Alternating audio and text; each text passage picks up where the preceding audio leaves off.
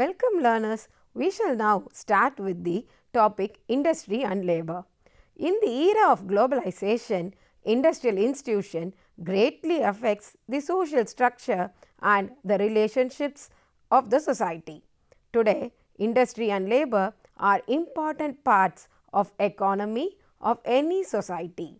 In this session, we shall study about the industrial labour in post-colonial India. The objective of this session is to study about constituting labour, under which we will have a look into work nature of the labour, a deficient workforce, Kerr's and Meyer's contribution in that topic, rejection of the commitment concept, Hallstrom's monograph on the industrial worker. Under the topic constituting labour, we shall study about who were the labourers and what were their work nature.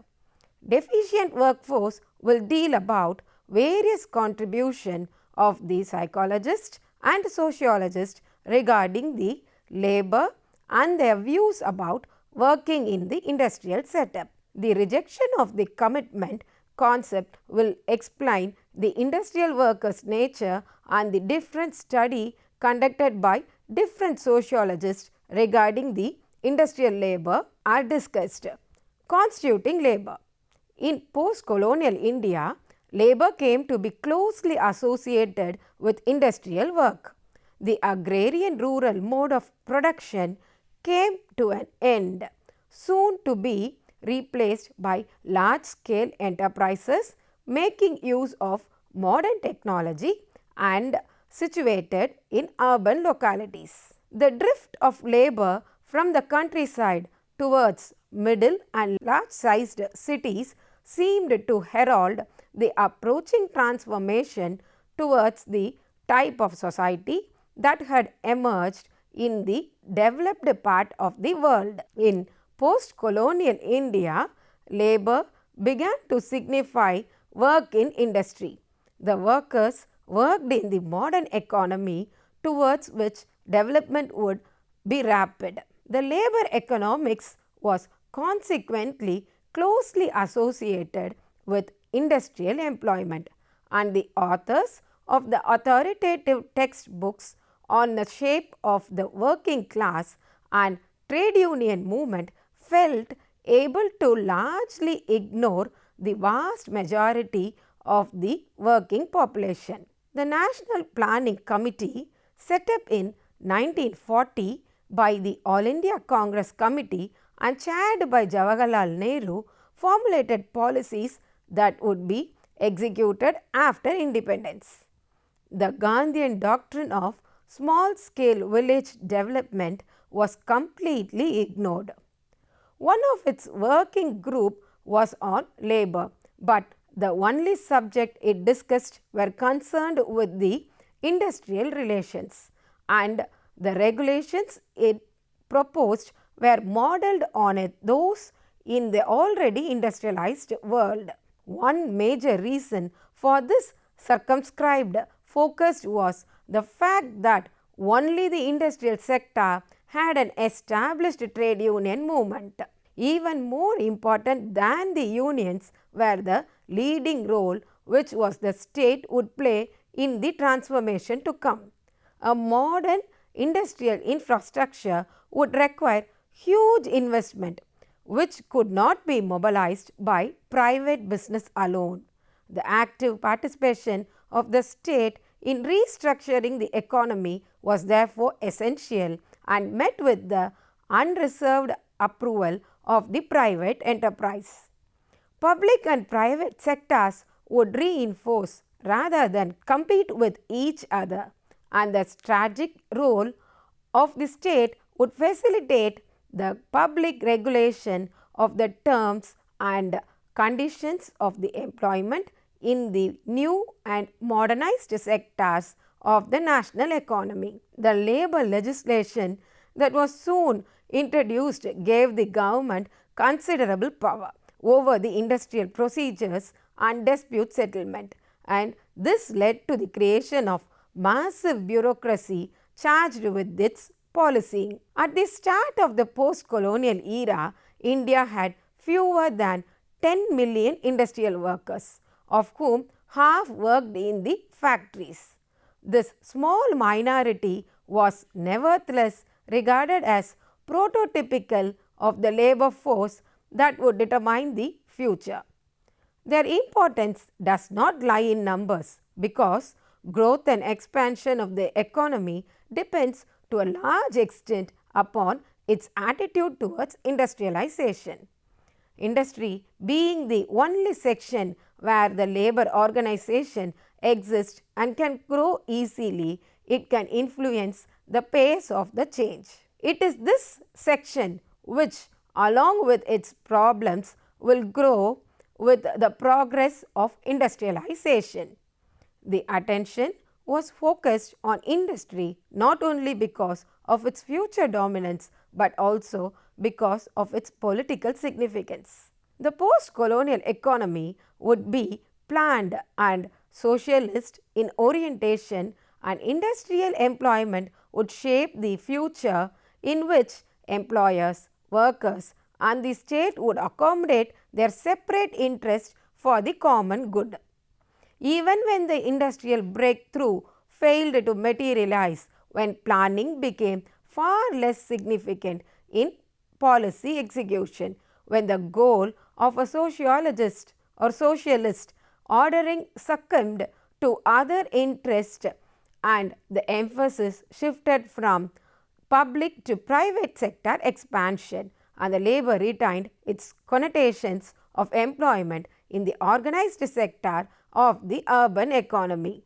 The implicit assumption was that a social system would eventually emerge similar to that which had already developed in the West. K. N. Raj, the economist, referred approvingly to a statement made before independence by Zakir Hussain, the future president, to the effect that Indian capitalism would differ little from that of the West. Little thought was given to the way in which local and historical conditions had shaped the working class in that part of the world, and it was the evolutionary scheme which dominated the social science theory of the time. This provided the point of departure rather than more recent exceptionalism of Chakrabarti in 1989, whose critique of the universalist view of working class dynamics elaborates on the specificities of the Indian case. Work nature of labor. The accelerated migration of labor from the countryside to the cities seemed to herald the approaching transformation. Between 1901 and 1961, the urban population rose from 4 to 18% of the total. But still, only a tiny portion of the working population was employed in modern factories, and little consideration was given to how much larger remainder managed to earn a living, or to a huge number of laborers who worked for the big industrial enterprises in the rural hinterland. Mine workers and plantation coolies constituted a far bigger workforce than that of the factories of Mumbai and Calcutta. Among the exceptions were Mukherjee in 1945, who discussed working condition in mining and the plantation corporations, and Chandra in 1966. But neither paid any attention to waged labor in agriculture. The preoccupation with the industrial employment diverted attention not only from the large segment of the urban population that earned its living in other ways, but even more from the social relations of production in agriculture. Iyer was one of the few who specifically drew attention to agricultural labours as a separate social formation, commenting at the start of 20th century of the miserable plight of the landless. Post-colonial policy makers only very slowly came to realize that agricultural laborers constituted the largest single section of the labor force. Nationwide investigation in the early 1950s showed that this rural underclass included roughly 1/4 of the agrarian population. The industrial proletariats, even on its broadest definition, was far smaller in size. This systematic neglect had begun in the colonial era and was related to the stereotyped image of the rural order as made up of fairly homogeneous communities of independent peasant producers. Reacting to the received wisdom in the nationalist circles, represented by the writers like Patel in 1952, who saw the growth of the class of landless laborers as the product of a breakup of the old village community of peasant and artisans under alien rule. Kumar in 1965 was able to establish its significant presence in early colonial times to show that this class was overwhelming, made up of people of low caste and was subjected to servile labor arrangements based on bondage. Widespread use was later to be made of indebtedness in recruiting the rural workers not only to the coal mines and tea plantations but also to the harbors and factories. The classic thesis that industrial capitalism only comes about when the transition to free labor has occurred, in the dual sense of the workers detached from the ownership of the means of production, unable to decide for themselves how and where to sell their labor power, is not applicable to the colonial situation. In the post-colonial literature on labor, the focus of attention was not on the rural economy, but on the labor surplus that had accumulated in it and would have to flow towards the real poles of economic growth, a deficient workforce. The emphasis on the rural origins of the working class dates back to colonial period and was coupled with the notion that early generations of factory hands refused to sever their ties with the hinterland. The industrial workers as peasant man was a principal motive of the report of the Royal Commission on Labour in India, which reiterated the conventional view that economic necessity forced the migrants out of their villages, to which remained socially and emotionally bound. This explained the lack of enthusiasm with which they subjected themselves to the demands of the industrial regime. Their disappointing quality was shown by their solemnly work pace. Loitering was an ever-recurring complaint. The ease with which they changed the jobs and their high rates of absenteeism, which were linked with their perfidious habit of returning to their villages and of staying away indefinitely. At heart, they were still peasants and their labor discipline was seriously defective. Moreover, the suspicion grew that this was not a transitory phenomenon that would be corrected as workers grew accustomed to their new world.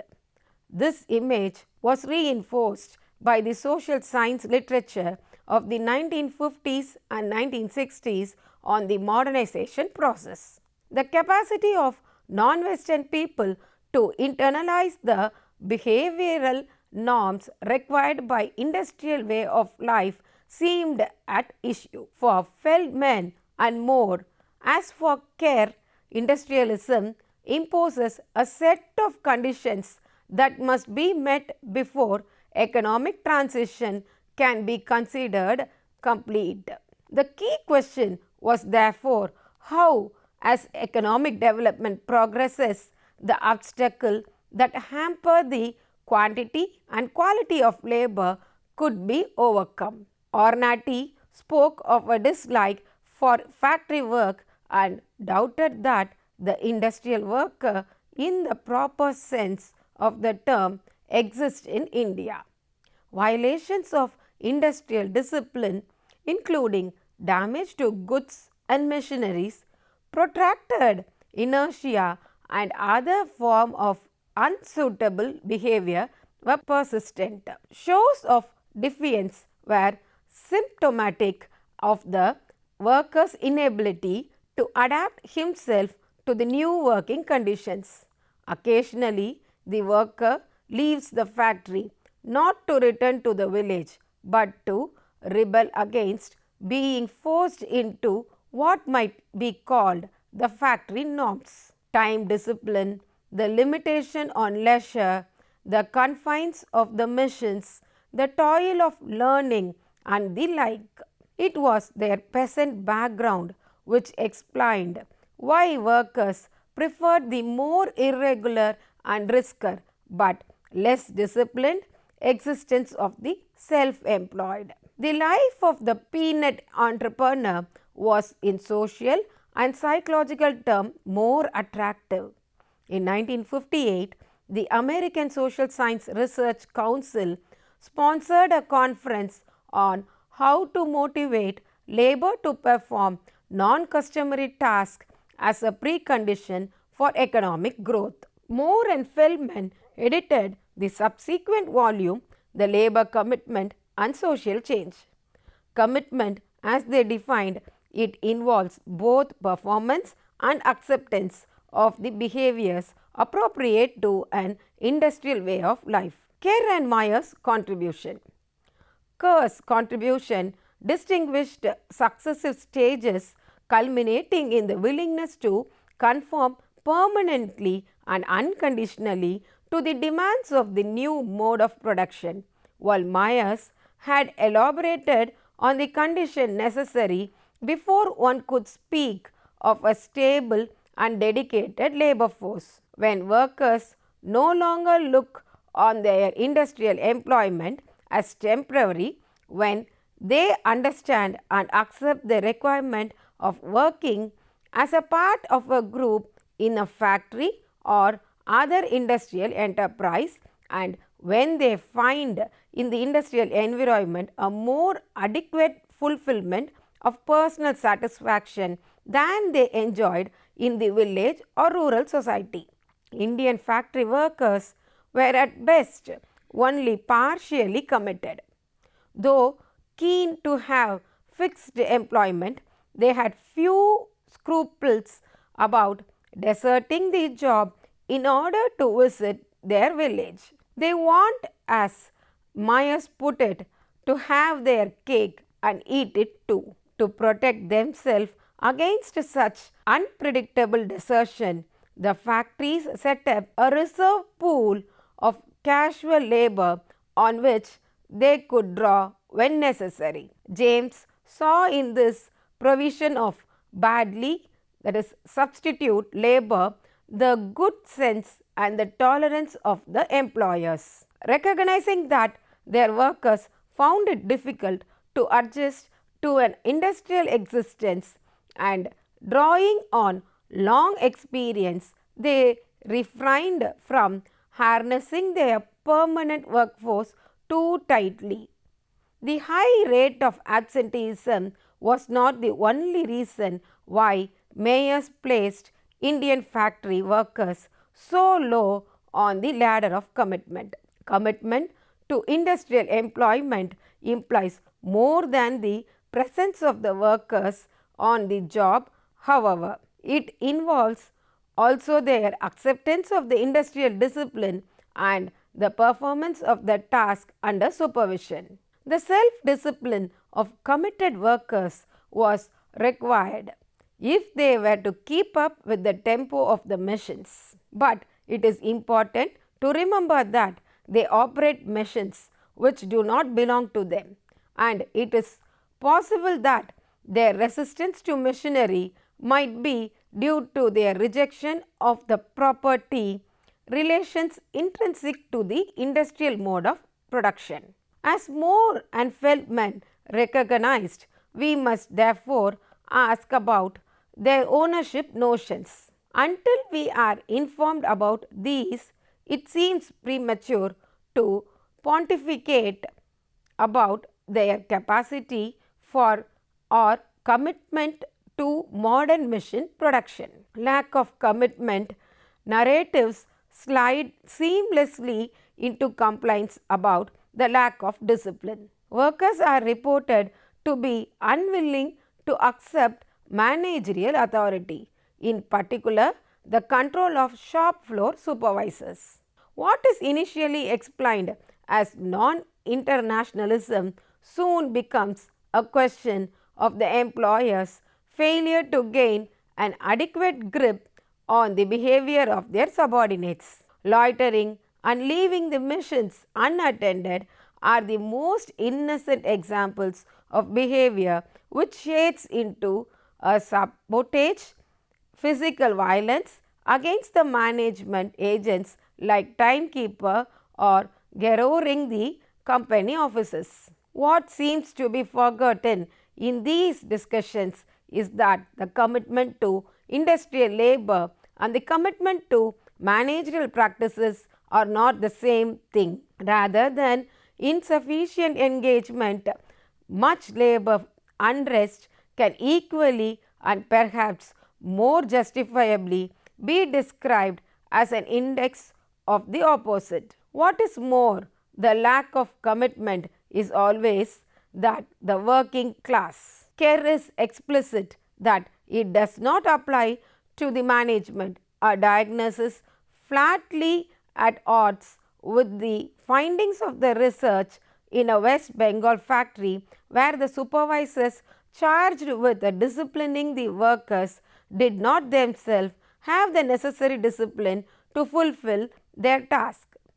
Invariably, the problems are with the labor, not of those it experiences, but those it causes. With Myers, this bias seems to be closely connected with the way he did his research. He held discussions with the management.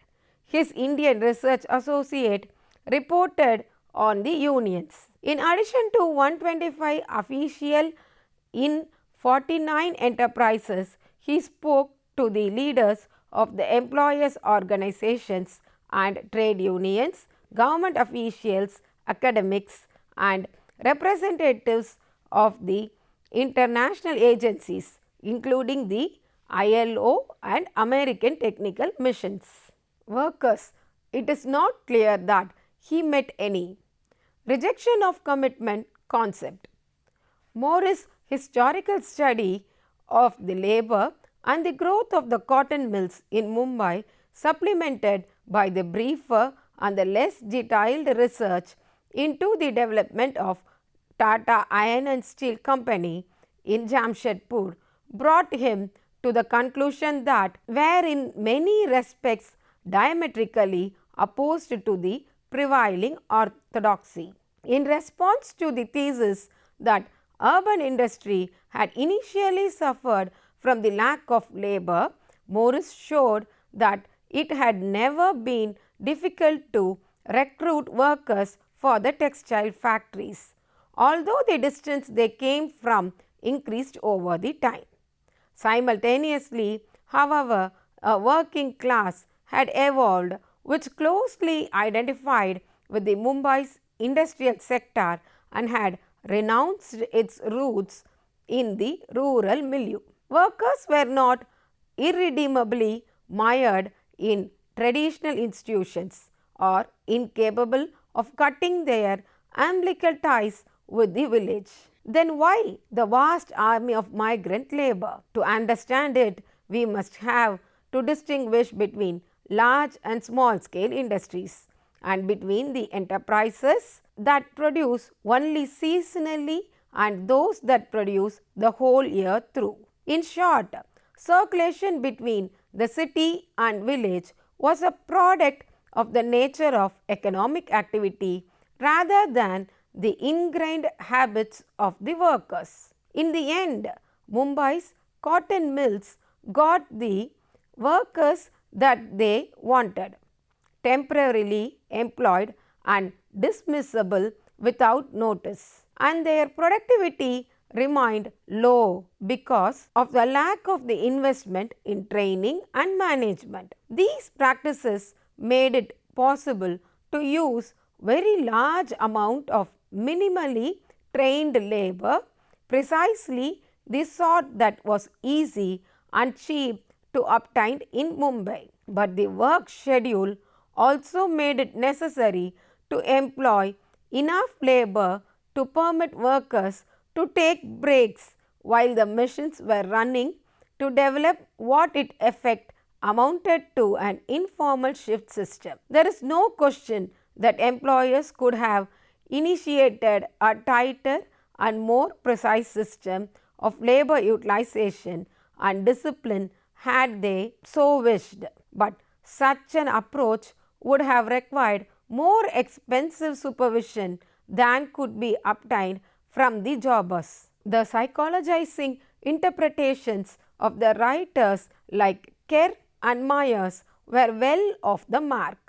Industrial work did indeed subjugate the workforce to fairly rigid rule by clock, but there was no question of a sharp break with the labor regime to which land workers were accustomed, and in fact the majority of the factory workers had no contact with the machines. Nor did labor unrest indicate lack of commitment. Willingness to strike means just the opposite, adaptation to the industrial way of life. Again, Lambert, a sociologist who in 1957 had investigated the origins and identity of the workforces of the 5 factories in Pune, reported that he had found no confirmation of the recruitment commitment problem. Some of the workers he interviewed by using a stratified random sample of 856 chosen from the population of 4,249 said that they would probably return to the countryside when their working life had finished. But 1/3 of his respondents had been born in the Pune, an unspecified percentage in other urban localities, and the majority were certainly not recent rural migrants. Further, 3/4 of his respondents could be classified as committed in Moore and Feldman's sense of the term. But Lambert was clear that he found little utility in this modish concept. Notwithstanding the skepticism, he was clearly also dubious about the transformative effects of the industrial urban system. The transition from the tradition to modernity and had been very partial, and factory organization had features derived from the social institutions of caste and the village. In particular, Jajmani system gave members of the local community the right to a job and livelihood which the patron could not unilaterally abrogate. Employer-employee relations in the factory were based on the same principle. The worker regards his job as a property of which he assumes his employer not deprive him as long as he behaves as a duly differential client and fulfills all sorts of obligations that have nothing to do with the work performance. As far as the latter is concerned, it might be better if the workers were less committed to the secure niche to which they believe themselves entitled, irrespective of their competence and work discipline. In the early phase of industrialization, the employer's only escape from these climes was to use labor contractors and jobbers who profited from a constant rotation of the workers. When those practices disappeared, the factory job became a more permanent form of property. Employers reacted to these limitations of their powers to discipline and dismiss their workers by making it more difficult to obtain fixed employment. They did so by forming a pool of reserve workers who were available when needed and who had far fewer rights than the permanent employees. In India, the transformation from Gemeinschaft to Gesellschaft still lay in the distant future. More announced was Schett's study on labor relations in a modern industrial enterprise in Rajnagar and fictionally named medium-sized city in western India. No confirmation was found for its working hypothesis that traditional institutions like the village community, the caste system and the joint family had obstructed progress towards industrialism. What Moore and Kerr and others had characterized as industrial society was actually an ideal typical construct for a great variety of social formations which did not in reality approximate to it at all closely. It was equally impossible to reduce the pre-industrial society to a single uniform type. Neither were the two types of society polar opposites and nor did the new technology preclude the continuity with the traditional social system. Moore was in error to suggest that sluggish economic development was to be blamed on the tenaciousness of the traditional patterns of which idea the commitment concept was simply a development. There is no radical rupture between the relations in the industry and those in the wider social environment, and the factory managements make use of ascriptive and particularistic norms in their dealings with the workforce. Was that not also characteristics of Japan between the traditional oriented social life of the workers and his rationality based work in the factory? There was no conflict. What we have rather is a coexistence of the two sets of values and neither seems to hinder the operation of the other. Schett's study had affinities with Lombard's. Both denied that industrial employment is a watershed in the workers' attitude and behavior. Neither discussed the social life of the workers or the way in which they spend their income and leisure time outside the factory gates. On the other hand, Schett points out that his methods were different from Lombard's, who had focused on the questionnaire data and had paid no attention to interpersonal relations in the factory. But even more than Lombard, Schett failed to give the pool of casual laborers in both the cases about 1/5 of the total factory workforce. The strategic significance that industrial reserve army undoubtedly deserves. Other authors rejected the commitment thesis on the other grounds, Sharma on the basis of socio-psychological research on the attitudes and behavior of the workers in a car manufacturing plant in Mumbai, setting out to test the thesis through 262 in-depth interviews. The factory appeared to prefer educated workers over the non-educated, urban born over the rural, and workers with industrial experience over those with the no experience or with the background in non-industrial occupations. But the workers of the rural origin had better attendance records than those who had grown up in the city, and the trade union members were less likely than the non-members to absent themselves.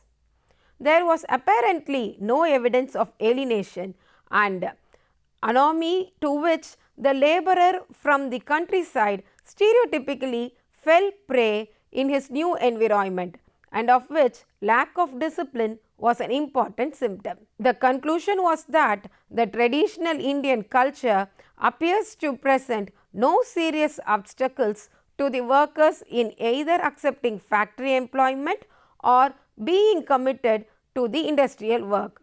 Moreover, the commitment of the workers seems to be influenced not by their traditional background but by the work technology within the factory.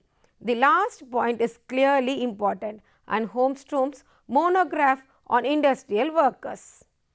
Commitment varies according to the nature of the industry, the technology used, and the demands regarding training and the skills made at the time of recruitment. Holmstrom's monograph in 1976 on industrial workers in Bangalore was based on more anthropological methods of data collection. His fieldwork concentrated on the workers in 4 factories, 2 in the public and 2 in the private sector. His focus was on the residential milieu rather than factory itself, and the findings were based on the case studies of 104 workers selected to provide a cross section of educated, uneducated, young and old, members of diverse caste and so forth. Holmstrom's point of departure was that the significance and impact of urbanization should not be confused with those of the industrialization, that it was senseless to assume a simple linear dichotomy between the traditional, that is the rural folk society, and modernity, the urban industrial society. His principal questions concerned the social identity of the factory workers and what distinguished them from the majority of the city dwellers who had not found an access to modern and large scale industrial enterprises. And how did members of this industrial vanguard think about their work and careers? The commitment issue was bypassed as largely irrelevant to the workers he studied. In an overview published in 1977, Munshi concluded with a devastating judgment on the utility of the whole concept.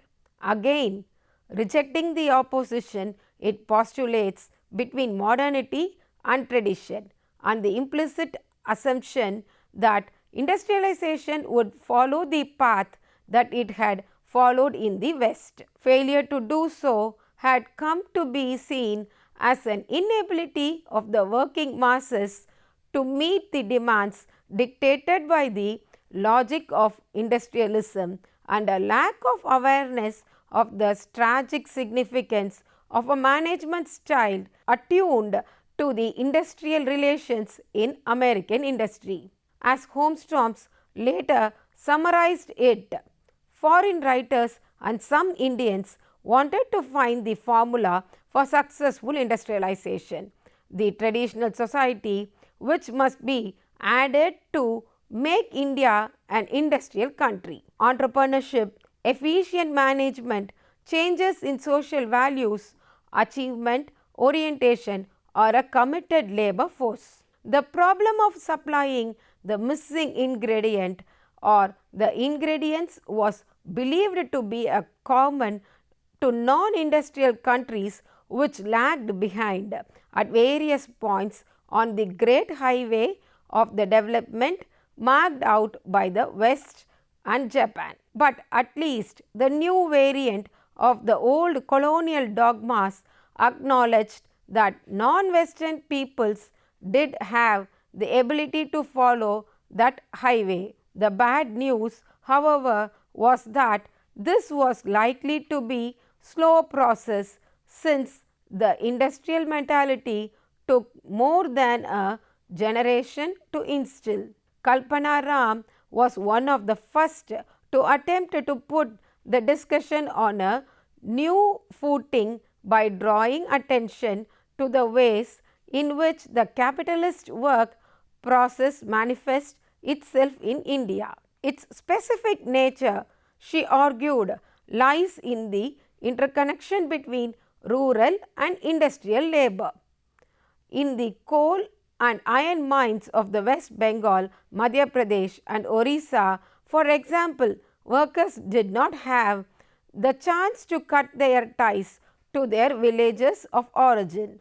This also applied to many migrants who found more permanent employment but had neither the accommodation nor the income that would allow them to maintain their family in their new location. The migration system allows the employers to transfer the cost of reproducing and the maintaining workers, families, and even of the providing for the workers himself in the times of illness and the old age onto the villages.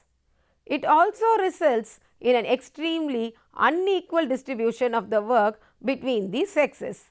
The Indian pattern of industrialization and urbanization has largely been based on women's exclusion from industrial employment, and Ram rightly points out that the theoretical literature has paid too much little attention to the very biased gender composition of India's industrial economy. Dear learners, we have now come to an end of this session and we will start to conclude what we have briefly seen in this session. To conclude, in this session, we have studied about the industrial labor in the post-colonial India. The shift from agrarian to industrial labor are discussed in detail. The industrialization has made several changes in the lifestyle of the people.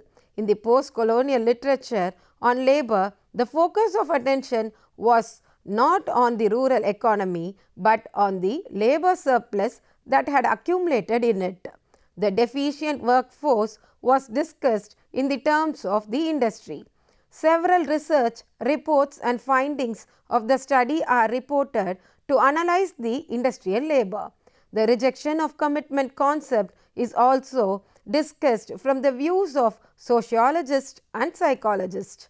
With these discussions, we move to the next topic about the urban economy in the next session. Thank you.